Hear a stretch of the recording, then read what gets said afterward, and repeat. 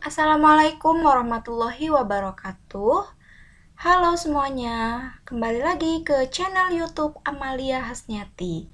Di pertemuan ke-18 kali ini, saya akan membahas tentang kedudukan dan peran pemerintah pusat. Simak terus ya videonya sampai selesai.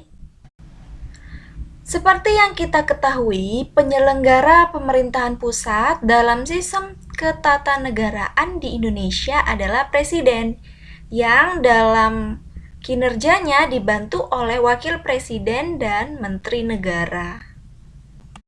Adapun fungsi pemerintahan pusat dalam otoritas otonomi daerah dibagi menjadi 3 fungsi. Yang pertama adalah fungsi layanan, fungsi pengaturan, dan fungsi pemberdayaan. Kita akan membahas fungsi ini satu persatu. Yang pertama adalah fungsi layanan. Sesuai namanya, pemerintahan pusat dalam hal ini berfungsi untuk memenuhi atau melayani kebutuhan masyarakat dengan cara tidak diskriminatif, tidak membeda-bedakan, dan tidak memberatkan serta dengan kualitas yang sama. Yang kedua adalah fungsi pemberdayaan, yang mana pemerintah pusat merupakan fasilitator dan motivator untuk membantu masyarakat dalam menemukan jalan keluar terhadap setiap permasalahan hidup atau persoalan hidup yang dialami oleh masyarakat. Nah, adapun fungsi yang ketiga atau yang terakhir adalah fungsi pengaturan. Sesuai namanya, jadi pemerintah pusat dalam hal ini mengatur dan memberikan perlindungan kepada masyarakat dalam menjalankan hidupnya sebagai warga negara.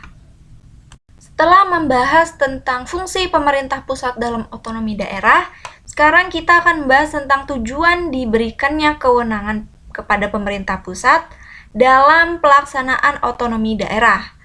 Yang pertama bertujuan untuk meningkatkan kesejahteraan rakyat.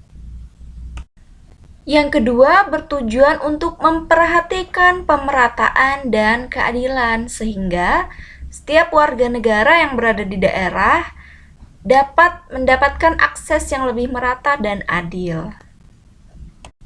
Tujuan yang ketiga tentunya untuk menciptakan sikap demokratisasi oleh warga negara.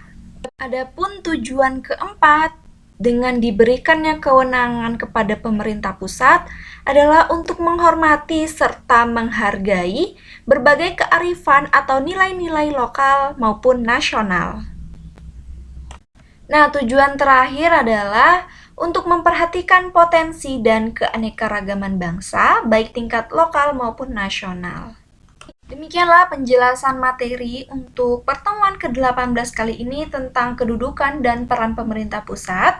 Semoga videonya bermanfaat. Jangan lupa like, comment, and subscribe channel YouTube saya. Assalamualaikum warahmatullahi wabarakatuh.